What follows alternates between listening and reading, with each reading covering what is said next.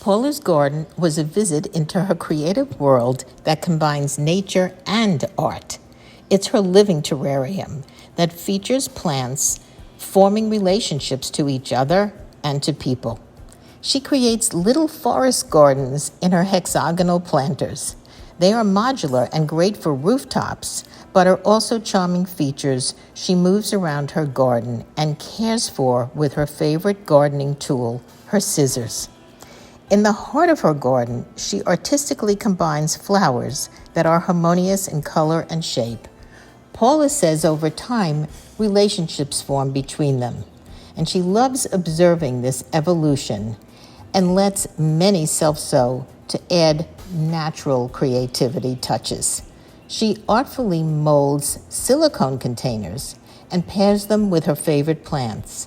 Both small and large, they act as a skin, a base for these plants to thrive in. All Paula's art shapes, no matter what material she sculpts with, are organic and reflect the way nature touches her.